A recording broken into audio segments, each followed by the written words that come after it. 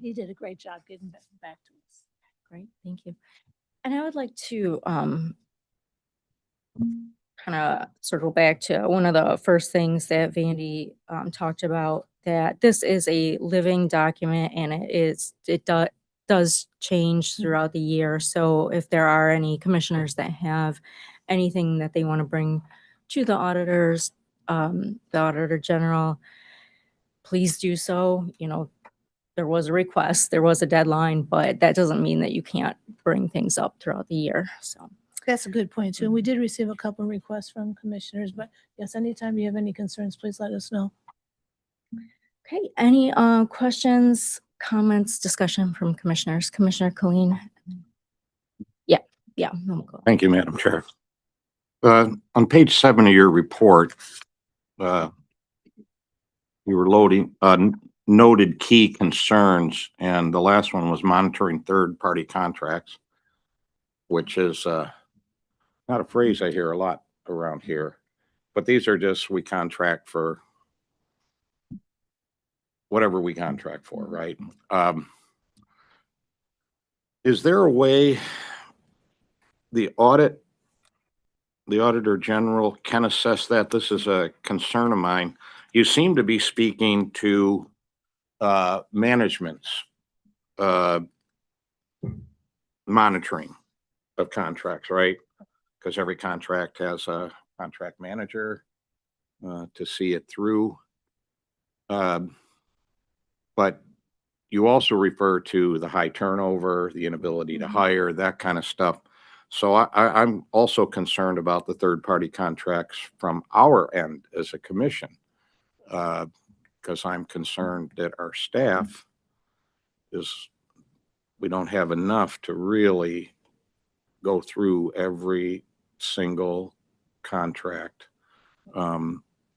Is there a way the Auditor General can assess both of those, or is that in your audit plan for this year? I would say monitoring third-party contracts would be on a contract-by-contract basis, because from the audit perspective, what we're looking for is that the county is getting the services that are in the contract, paying the correct price for those services that are in the contract, and you would have to do that on a contract-by-contract basis. Right now, for example, we're looking at the SEMCA workforce development contract. That's a third-party contract. Okay, so you do it contract by contract, not overall. Right. Because I know the contract managers can be problematic. So I don't know how we would assess the overall system of just not having things slip through the cracks, right? And everything's being looked at and monitored properly before it comes here for a vote and then after the commission has voted. Right. We're looking at, or once the commission has approved the contract is in place to make sure that the obligations are being fulfilled. And you're doing that on a contract by contract basis. Correct. Anything in the audit plan that indicates like a specific kind of thing, or is that just something specific that you're looking at, or is that just something that you do when it arises? We would do it when it arises. Like I said, for example, one was the workforce development. Another one is the SEMHA contract, even though it's not in the plan this year, because you have outside agencies providing healthcare services. So that one could have a high risk to the county. We looked at a piece of it through the FQHC last year. Okay. I just get concerned, Madam Chair, that we have a leaky bucket in a lot of places through the county here, and contracts getting through.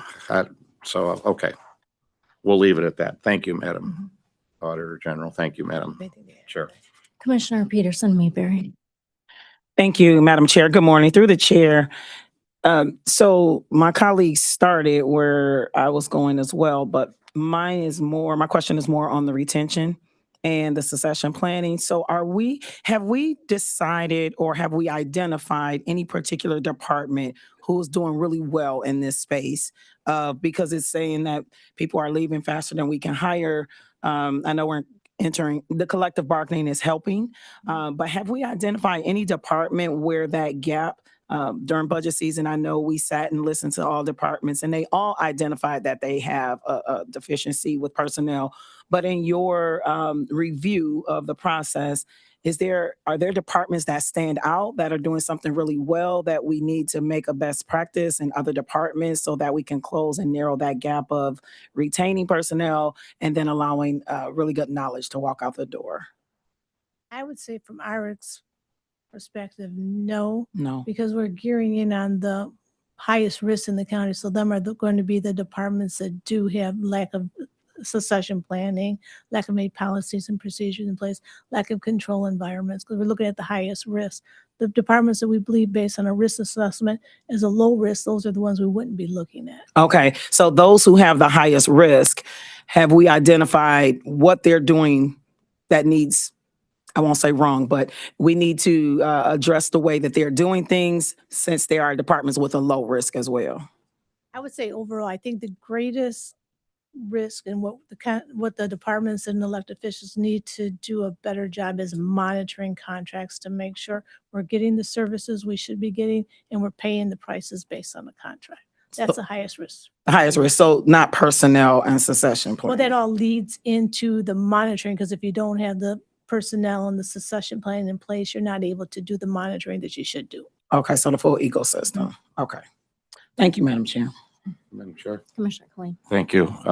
On that topic, to my colleague, Commissioner Peterson Mayberry, the HR department has been putting succession planning together.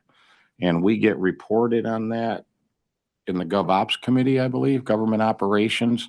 They come and tell us and they report to us. So there are reports available through HR in terms of what we're doing for succession planning, but it's definitely on their radar and they're working on it.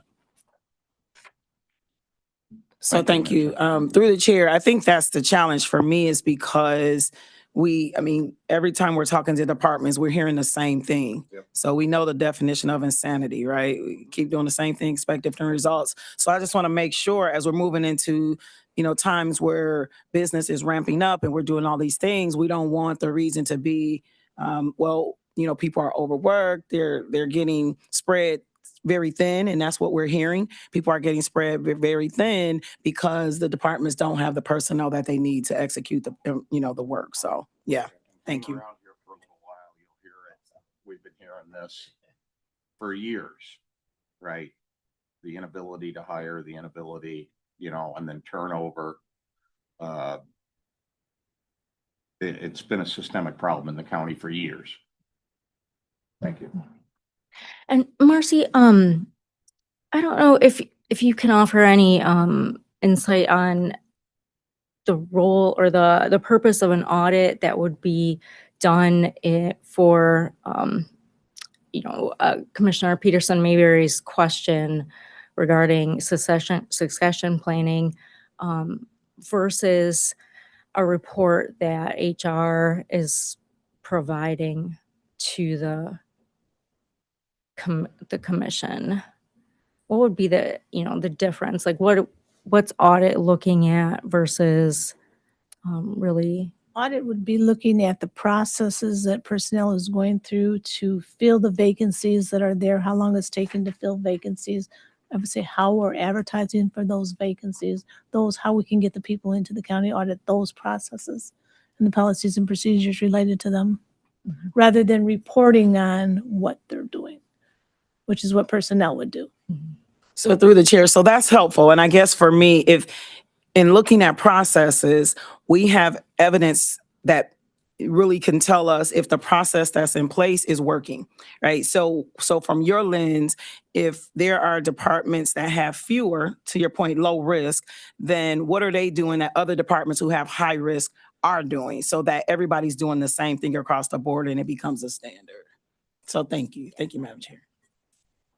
Do we have any other commission? Oh, Marcy, go And ahead. if I could just add, take our office, for example, I think for the last, I don't know how many years we've been trying to hire auditors, and we put the advertisements out. They're all over the place. We're lucky if we can get one or two people that may be interested in the positions. We'll get a resume, then you look at them and we're so far out of the ballpark with the salaries. But I think that could be countywide. I think the market out there, I think people can go where the money's at nowadays.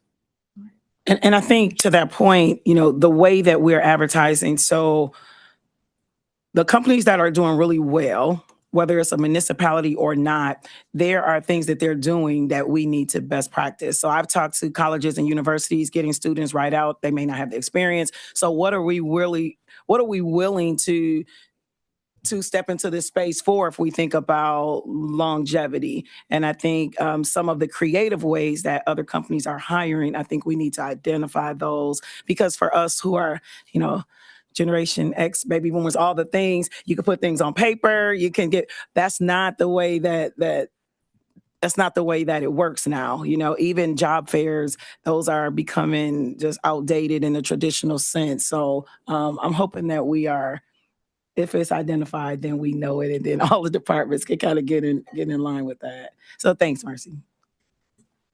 Okay, any last questions, discussion?